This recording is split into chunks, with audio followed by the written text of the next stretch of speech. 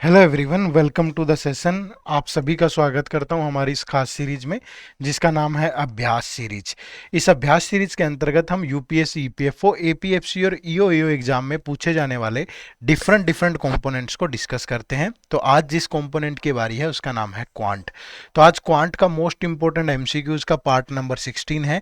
इससे पहले के 15 पार्ट आ चुके हैं और इस पूरी सीरीज के अंतर्गत हम वो एमसीक्यूज, वो कंसेप्ट डिस्कस करते हैं जो या तो इस एग्जाम में पूछे जा चुके हैं या आगे पूछे जा सकते हैं। तो ये सारे इंपॉर्टेंट होते हैं, इसलिए रेगुलरली इस सीरीज को फॉलो करिएगा। और जो क्वांट का लेक्चर है ये हर संडे आता है शाम को 4 बजे। ठीक है भाई, तो लगातार इस सीरीज को फॉलो करो और पिछले 15 पार्ट देखने के लिए इसी चैनल पे प्लेलिस्ट के ऑप्शन में चले जाना, जहां पे आपको यूपीएससी ईपीएफओ की एक प्लेलिस्ट मिलेगी अभ्यास सीरीज के ही नाम से, और वो 15 लेक्चर आपको वहां पे मिल जाएंगे, उनका जरूर देखिएगा। ठीक है, चलिए शुरू करते हैं। लेकिन शुरू करने से पहले एक छोटी सी सूचना और आप सबके लिए। सूचना ये कि अगर आपको बहुत सारा कंफ्यूजन है ईपीएफओ की तैयारी में, तो एड्यूटैप आपको एक ऐसी गाइड बुक दे रहा है जिससे आपकी बहुत सारी कंफ्यूजन दूर हो जाएगी। कैसे? जैसे आपको डिकोडेड सिलेबस मिल जाएगा ईपीएफओ का, साथ में प्रीवियस ईयर पेपर मिल जाएंगे, साथ में कुछ स्ट्रेटेजी, सोर्सेज, इस टाइप की चीजें मिल जाएंगी जो आपकी प्रिपरेशन जर्नी को और आसान बनाएगी। और ये एक ऐसी गाइड बुक है जो एब्सोल्युटली फ्री है, कुछ नहीं करना, इसी वीडियो के डिस्क्रिप्शन में लिंक है, जाओ डाउनलोड कर लो। जब भी हमें एग्जाम की नीड को समझना होता है ना, सिलेबस और पीवाईक्यू, इससे जबरदस्त कुछ नहीं होता, और वो दोनों आपको इस गाइड बुक में मिल रहे हैं। जाइए, वीडियो के डिस्क्रिप्शन में लिंक है, फ्री ऑफ कॉस्ट आप इसको डाउनलोड कर सकते हो। ठीक है, चलिए शुरू करते हैं। देखो, जो सीरीज है ना, सीरीज, ठीक है, तो सीरीज के सवाल, नंबर सीरीज में कह रहा हूं यहां पे, ठीक है, नंबर सीरीज के सवाल अलग अलग एग्जाम में पूछे जाते हैं। मे भी हो सकता है आपने बैंकिंग एग्जाम में देखा हो, मे भी हो सकता है आपने एसएससी में देखा हो, लेकिन नंबर सीरीज के क्वेश्चन पूछने का जो यूपीएससी का लहजा है वो थोड़ा सा अलग है। यूपीएससी थोड़ा अलग तरीके से पूछता है, मे भी एक आध क्वेश्चन मैच भी करता हो, ठीक है, बाकी के एग्जाम से, बट यहाँ थोड़ा अलग से तरीके से पूछता है। मतलब चीजें वही होंगी भैया। नंबर सीरीज का जो क्वेश्चन है, नंबर सीरीज के क्वेश्चन में दो तीन चीजें इंपॉर्टेंट है। एक तो आपकी पहले बेसिक कैलकुलेशन होनी चाहिए, ठीक है। बेसिक कैलकुलेशन अगर ठीक होगी ना तो आप इजीली कर पाओगे। अब बेसिक कैलकुलेशन में क्या आता है? जैसे आपको सम करना आता हो, जैसे आपको घटाना आता हो, जैसे मल्टीप्लाई करना आता हो, जैसे डिवाइड करना आता हो। और ये कोई बहुत तोड़ू फोड़ू नहीं कि मतलब वो आपसे 10 नंबर, ये 6 डिजिट का कोई नंबर है और इसकी किसी 5 डिजिट के नंबर से प्रोडक्ट पूछेगा, नहीं। आपको नंबर सीरीज में सारा खेल किसका है? लॉजिक्स का है। और ये लॉजिक्स पे कमांड के लिए आपकी बेसिक कैलकुलेशन होनी चाहिए, और उसमें सब सब्ट्रैक्शन, मल्टीप्लिकेशन, डिवाइड, थोड़ी बहुत टेबल जितनी भी आपको आती है। और इसके अलावा आपको जैसे स्क्वायर और स्क्वायर रूट, ठीक है। अब स्क्वायर, स्क्वायर रूट वगैरह आता है, कुछ नहीं, ज़्यादा नहीं है, 25 तक के आते हैं बस। और उसके बाद फिर स्क्वायर रूट भी आप कर ही लोगे उनको देख करके, और उसके बाद फिर थोड़े बहुत क्यूब आ जाएं, ठीक है। तो मतलब आप कर पाओगे बहुत इजीली। तो यहाँ कैलकुलेशन मतलब बहुत हाई फाई नहीं, ठीक है। पूछने का तरीका बड़ा सभ्य सा है, ठीक है। आसानी से पूछता है, थोड़े लॉजिकल से सवाल होते हैं, मुश्किल नहीं होते हैं, इजी होते हैं। एक आध क्वेश्चन बहुत बार पूछ लेता है, ठीक है। तो यूपीएससी के फेवरेट टॉपिक्स में से हैं। तो आज हम जितने यूपीएससी के एग्जाम्स में पूछे गए पीवाईक्यू हैं वो सारे डिस्कस करेंगे। हमने कोई नया क्वेश्चन बैंक का एसएससी वैसा नहीं उठाया है, हमने सिर्फ यूपीएससी के सारे पीवाईक्यू उठाए हैं, ठीक है। लेकिन उससे पहले थोड़ा सा इन चीज़ों पे गौर करना और साथ में लॉजिक्स वगैरह पे कमांड बनाना अपनी, ठीक है। तो देखो, मल्टीप्लिकेशन ये वो सब तो आपको पता ही है। ये स्क्वायर वगैरह मैंने यहाँ लिख के दे दिए हैं, ये इसी पीडीएफ में रहेंगे। आपको ये इस लेक्चर की जो पीडीएफ है वो आपको हमारे टेलीग्राम चैनल पे मिलेगी, और टेलीग्राम चैनल का लिंक इसी वीडियो के डिस्क्रिप्शन में है, ठीक है भाई। तो जाके ये पीडीएफ वहाँ से डाउनलोड कर लेना। तो ये स्क्वायर वगैरह इसमें लिखे ही होंगे, ठीक है। उसके बाद क्यूब भी लिख दिए मैंने, 15 तक के लिखे हैं, लेकिन 10 तक भी आते होंगे, तो कोई ज़्यादा मशक्कत वाली बात नहीं है, ठीक है। लेकिन दोस्तों प्रैक्टिस करनी पड़ेगी। ये वीडियो आप देख के अंदाजा तो लगा लोगे कि यार कैसे क्वेश्चन एग्जाम में आए हैं या आते हैं, ठीक है, लेकिन उसके बाद प्रैक्टिस करनी पड़ेगी थोड़ी सी। तो कोशिश करो कॉपी पेन उठा के मेरे साथ भी सोल्व करना क्वेश्चंस को, और उसके बाद कुछ क्वेश्चन प्रैक्टिस भी करना, ठीक है। और बेसिकली जो लॉजिक होते हैं ना वो ऐसे होते हैं, या तो सम पे लॉजिक होगा, ठीक है। अब सम पे कैसा लॉजिक हो सकता है? जैसे मैंने कहा कि ये 13, 17, 25, 37, उसके बाद 53, बताओ नेक्स्ट टर्म क्या होगी। सिंपली देखो, यहाँ +4 हो रहा है, यहाँ +8 हो रहा है, यहाँ +12 हो रहा है, यहाँ +16 हो रहा है, तो ये किसके मल्टीपल हैं? 4 के मल्टीपल हैं, है ना? तो यहाँ +20 हो जाएगा। और ये जरूरी नहीं है कि 4 के मल्टीपल होंगे, और ये जरूरी भी नहीं है कि इसी टाइप से होंगे, प्लस और माइनस एक साथ भी काम कर सकता है। ठीक है, तो मैं आपको एक सजेशन दूंगा, अगर टेढ़ा मेढ़ा सवाल कभी भी आ जाए, जो भी सीरीज में, जैसे ये एक सीरीज है ABCDEF, कुछ इस टाइप की सीरीज है, ठीक है, अगर इन कॉन्जुगेटिव टर्म्स के बीच में डिफरेंस, ठीक है, वो छोटी वैल्यूज हो, शॉर्ट, तो लॉजिक हमेशा सम या सब्ट्रैक्शन पे ही होता है। ठीक है, और अगर यही डिफरेंस कॉन्जुगेटिव टर्म्स में बिग वैल्यूज हो, बड़ी वैल्यूज हो, तो लॉजिक हमेशा मल्टीप्लिकेशन या डिवाइड पे होता है। जैसे मैं इसी यहीं पे बोलूं कि ये 2 है, ठीक है, ये 4 है, ये 12 है, ठीक है, ये 48 है, ये 240 है, और ये 11440, बताओ नेक्स्ट टर्म क्या होगी? आपको देखते ही पता चल रहा है कि यार बहुत छोटी सी टर्म से शुरू हुआ और कितनी बड़ी टर्म पे पहुंच गया है वो। तो मतलब लॉजिक मल्टीप्लिकेशन का होगा। देखो जैसे ये नंबर 2 से मल्टीप्लाई हो रहा है, यहाँ 3 से हो रहा है, यहाँ 4 से हो रहा है, फिर 5 से हो रहा है, फिर ये 6 से हो रहा है, तो यहाँ 7 से मल्टीप्लाई हो जाएगा। तो सीरीज देख के आइडिया तो आ जाएगा, उसमें कोई ऐसी दिक्कत वाली बात नहीं है, बट थोड़ी प्रैक्टिस करोगे तो ही होगा। बाकी मल्टीप्लिकेशन के साथ प्लस माइनस भी हो सकता है, डिवाइड के साथ प्लस माइनस भी हो सकता है, जो लॉजिक है वो स्क्वायर या क्यूब पे भी हो सकता है। ठीक है, जैसे कोई मैं एग्जांपल के तौर पे उठा लूँ कि ये 3 है, ये 7 है, ये 16 है, ये 41 है, और ये 77 है। ठीक है, बताओ नेक्स्ट टर्म क्या होगी? अब यहाँ जो नंबर ऐड हो रहा है वो 4 है, यहाँ जो नंबर ऐड हो रहा है वो 9 है, यहाँ जो नंबर ऐड हो रहा है वो 25 है, यहाँ जो नंबर ऐड हो रहा है वो 36 है। ये 2 का स्क्वायर होता है, ये 3 का स्क्वायर होता है, ये 5 का स्क्वायर होता है, ये 6 का स्क्वायर होता है। मतलब ये लॉजिकल सीक्वेंस बनी नहीं। ठीक है, तो ये बननी चाहिए थी, जैसे यहाँ 7 का स्क्वायर 49 ऐड करके कुछ 90 बना देते आगे, फिर ये सारे के सारे प्राइम नंबर भी हैं, देखो 2 3 5 7। तो इस तरीके से काम करेगा पूरा। समझ पा रहे हैं ना? ये जो मैं बातें बता रहा हूं ये एक ओवरव्यू देने के लिए काफी है। ठीक है, लेकिन असली खेल होगा लॉजिक्स का, और लॉजिक्स पे कमांड बनेगी प्रैक्टिस से। तो प्रैक्टिस आपको करनी पड़ेगी, इस क्लास में भी करो, बाकी अभी आगे जितने क्वेश्चन करेंगे और उसके बाद भी करिएगा। ठीक है, कुछ लॉजिक फिर प्लस स्क्वायर के साथ प्लस माइनस क्यूब हो सकते हैं, डबल या ट्रिपल सीरीज हो सकती है। ठीक है, कि एक ही साथ जो 2 सीरीज काम कर रही है, इलॉजिकल भी हो सकता है, चांसेस हैं, बट आप अभी आगे जितने भी क्वेश्चन में पढ़ाऊंगा आपको, ये क्वेश्चन देखना, ये प्रैक्टिस करना, तो इससे आपको आइडिया आ जाएगा कि ये नंबर सीरीज बाकी एग्जाम्स में यूपीएससी का पूछने का तरीका अलग कैसे है और किस तरह से चीज़ें आती हैं। ठीक है, तो मैं उम्मीद करूंगा कि बहुत ज़्यादा तो मैंने नहीं बताया, बट आपको एक ओवरव्यू दे दिया कि सीरीज की डिमांड क्या है।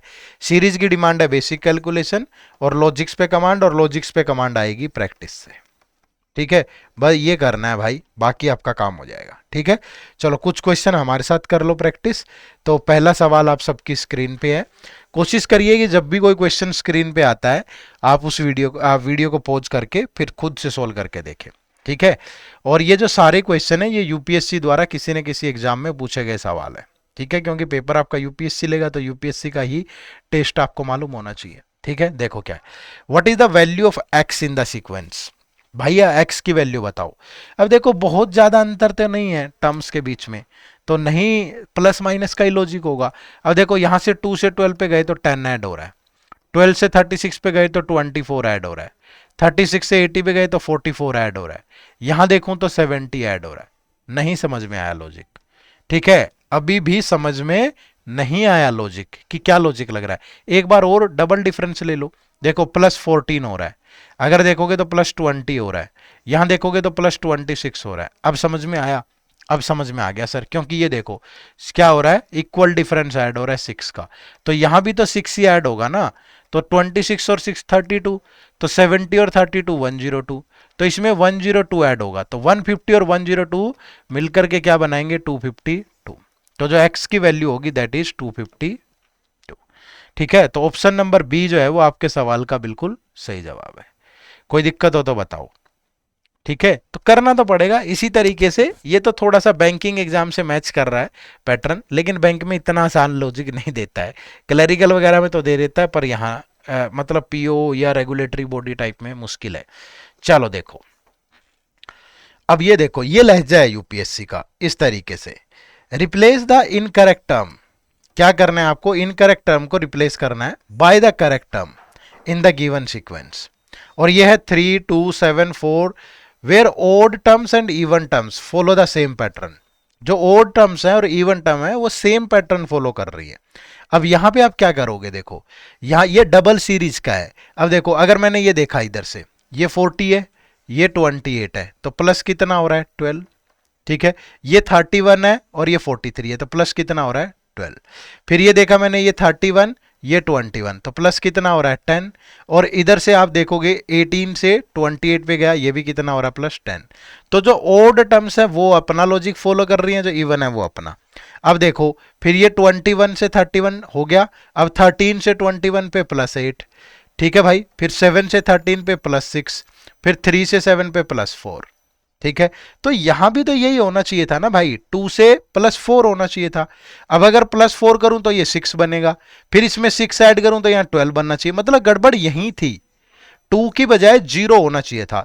0 में प्लस 4 करते तो 4, फिर 4 में प्लस 6 करते तो 10, और 10 में प्लस 8 करते तो 18। मतलब 2 इनकरेक्ट है और 2 की जगह पे 0 होना चाहिए था। ठीक है, तो हमसे ये बोला गया कि इनकरेक्ट टर्म को करेक्ट टर्म से रिप्लेस कर दो, तो that is given in the option number A, तो 0 आएगा भाई। ठीक है, चलो नेक्स्ट। ये देखो, ये इस तरह का तरीका है क्वेश्चन पूछने का, तो आप इसको थोड़ा सा समझो, ठीक है, और चीजों को सोल्व करो। देखो, you are given 2 identical sequences in 2 rows, एक सीक्वेंस 1 है, एक सीक्वेंस 2 है। What is the entry in the place of C for the sequence 2। ठीक है, या सीक्वेंस 2 में सी की जगह पे क्या आएगा, तो इसके लिए आपको इस सीरीज के लॉजिक को समझना पड़ेगा। अब मैं अगर 8 से 4 पे जाऊं तो भैया सीधा पता चल रहा है इन 2.5 हुआ, इसका आधा है। जब 4 से 6 पे जाऊं तो इंटू 1.5 है, इसका 1.5 टाइम है। 6 से 15 पे जाऊं तो इंटू 2.5 टाइम है, यहां जाऊं तो इंटू 3.5 टाइम है, यहां जाऊं तो इंटू 4.5 टाइम्स है। अब किसी को लग रहा होगा सर ये कैसे पता चलेगा मुझे कि ये इंटू 0.5 है या इंटू 1.5 है या इंटू 2.5 है।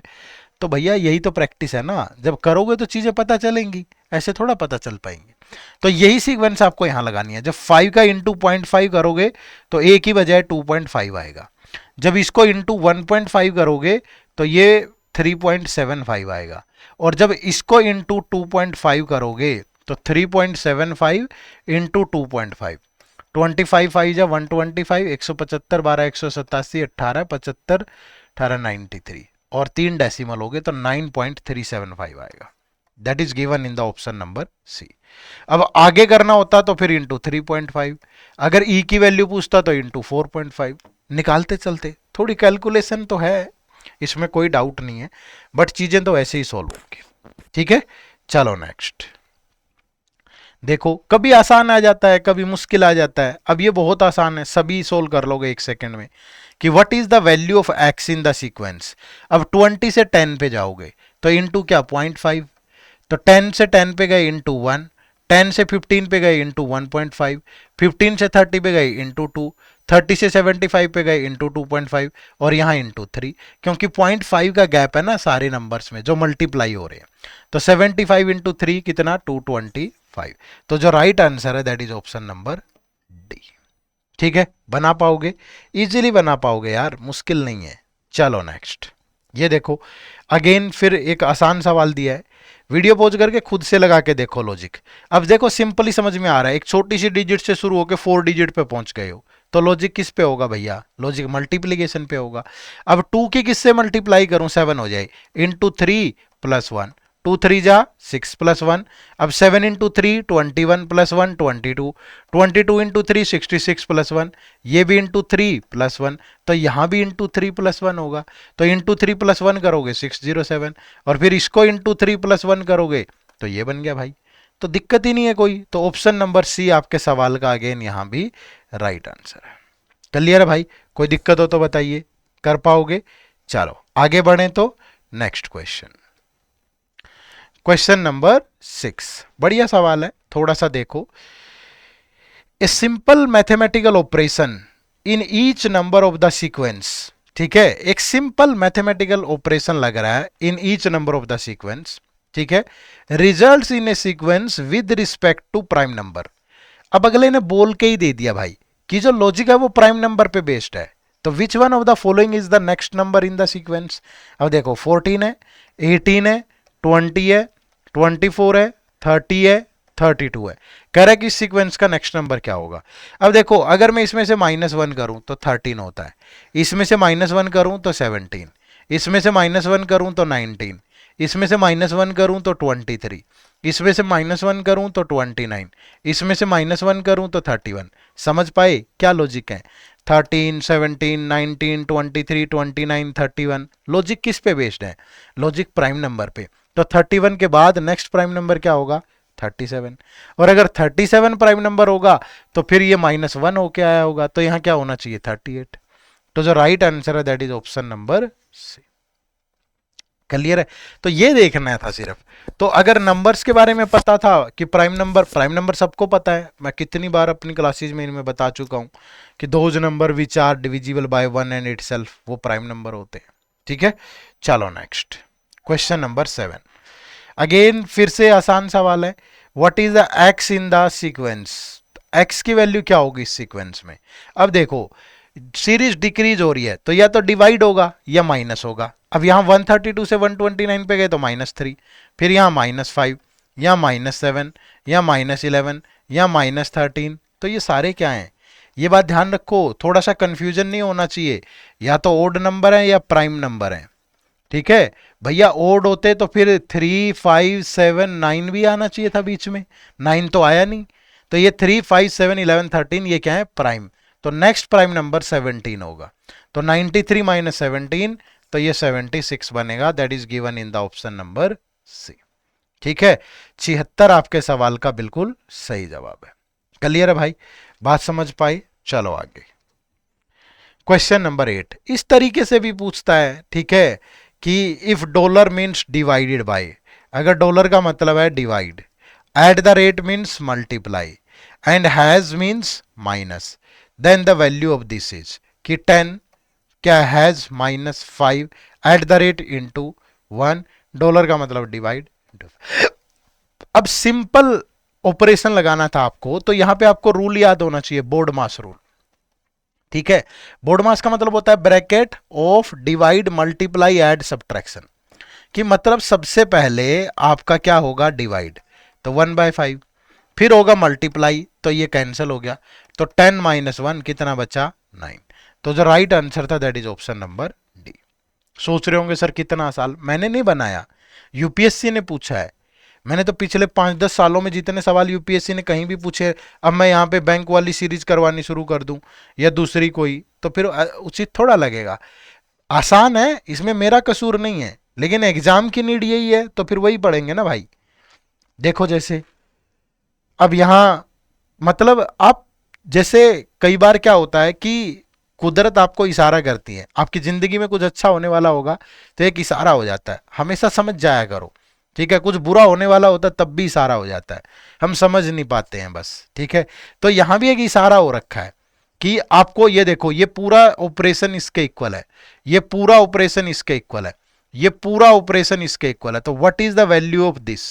ठीक है, यहां इशारा क्या हो रखा है कि ये जो ये दिया है ना इसने बीच में, ये प्लस की तरफ इशारा कर रहा है कि देखो 7 + 9 16, 16 + 10 26, तो 26 और 8 ये क्या लॉजिक बना? इन दोनों डिजिट का सम 2 + 6, कि पहले सम कर लो, 9 + 11 20, 20 + 30 50, 50 अगर 5 के इक्वल है तो इन दोनों डिजिट का सम।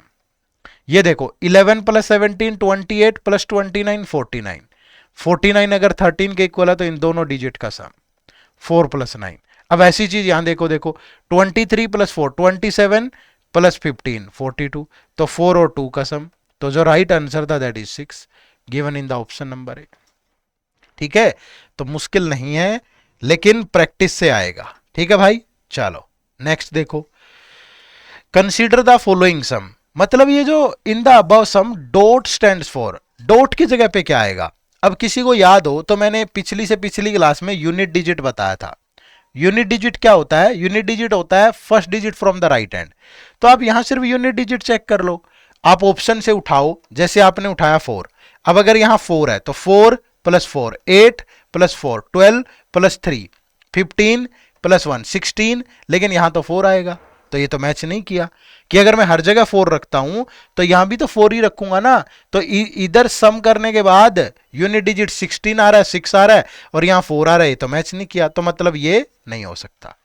फिर ऑप्शन बी देखा मैंने कि ये 5 प्लस 5 10 प्लस 5 15 प्लस 3 18 प्लस 1 19, लेकिन लास्ट में तो 5 नहीं आया, क्योंकि यहां तो वही आना चाहिए, नहीं आया। फिर मैंने 6 से चेक किया, 6 प्लस 6 प्लस 6 18 21 22, लास्ट में तो 6 नहीं आया, तो फिर यही बच गया भाई 8। अब ये देखो, ये चेक कर लो, 8 और 8 16 24 27 28 और यहां भी 8, बस बात खत्म। मतलब आप सिर्फ यूनिट डिजिट से चेक कर सकते हो, थोड़ी कैलकुलेशन में लगने वाला समय आपका बच जाएगा। ठीक है, चलो नेक्स्ट। ये देखो और पूछने का तरीका, क्वेश्चन पूछने का तरीका।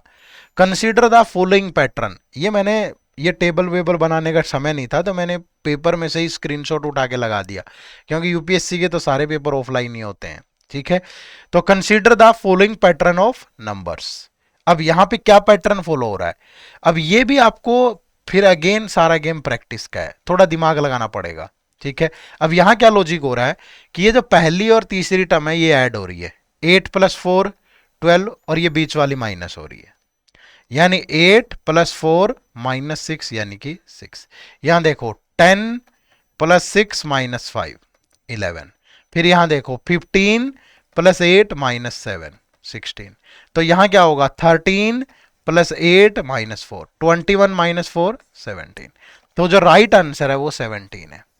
तो option number A is the right answer. Clear भाई, बात समझ पाए?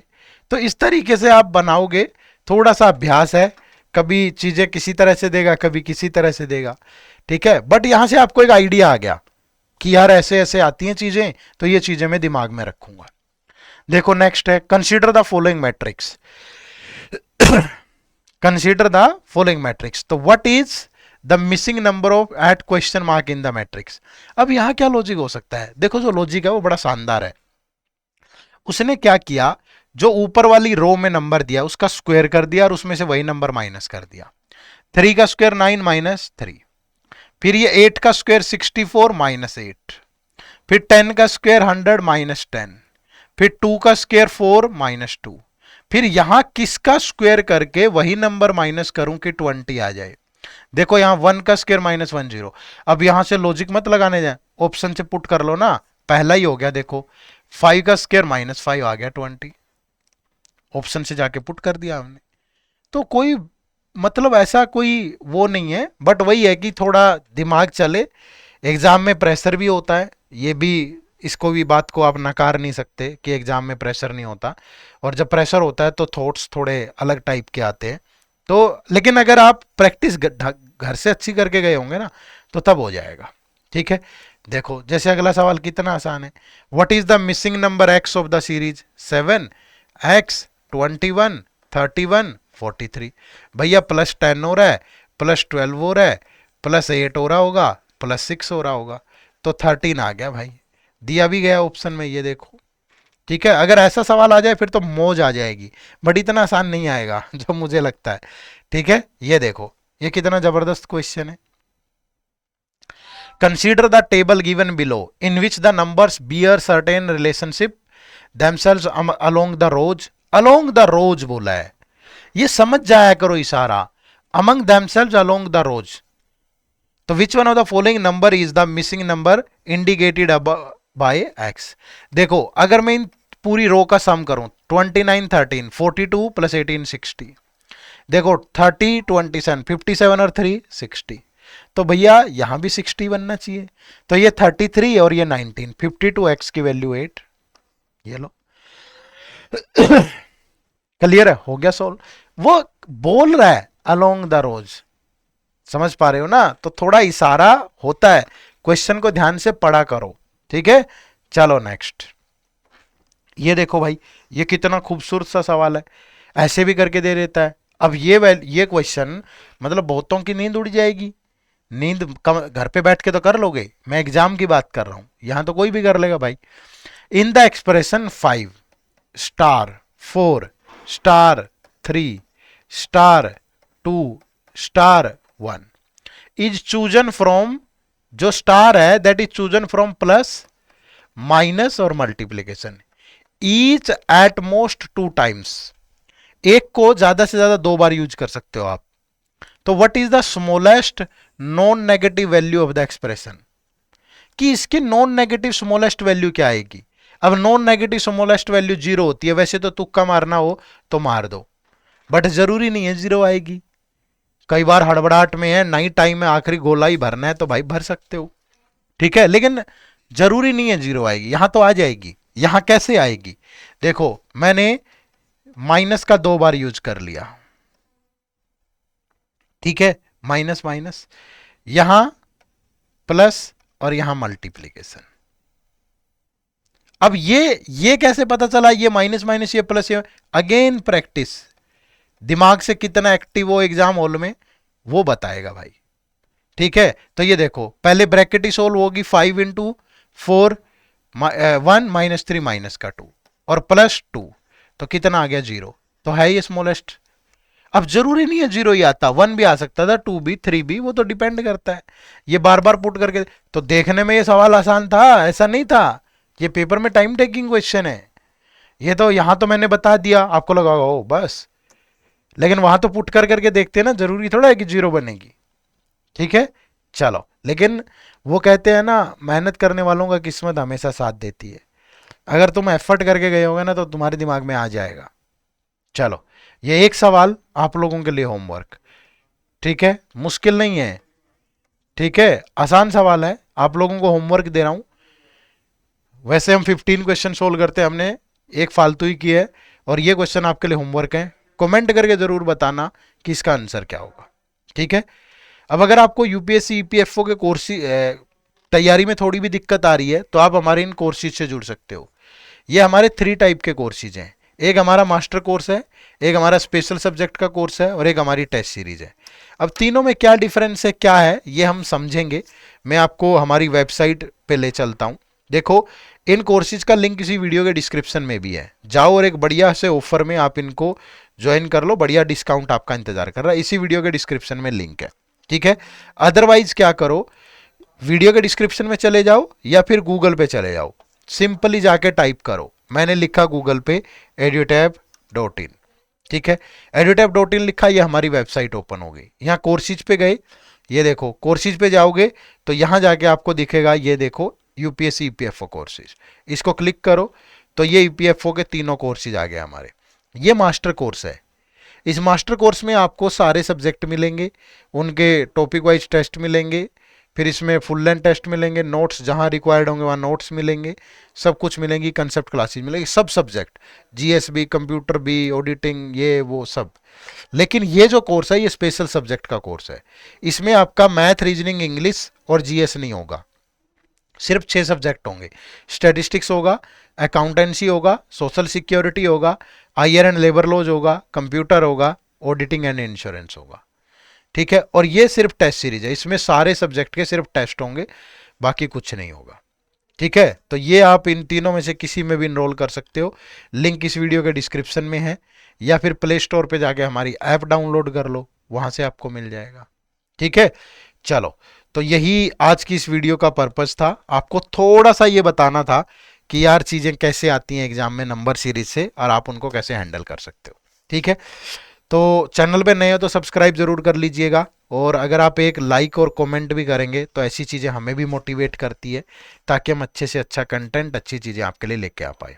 अगली वीडियो में फिर मुलाकात होगी। आप सबका बहुत बहुत शुक्रिया, थैंक यू वेरी मच। जय हिंद, जय भारत।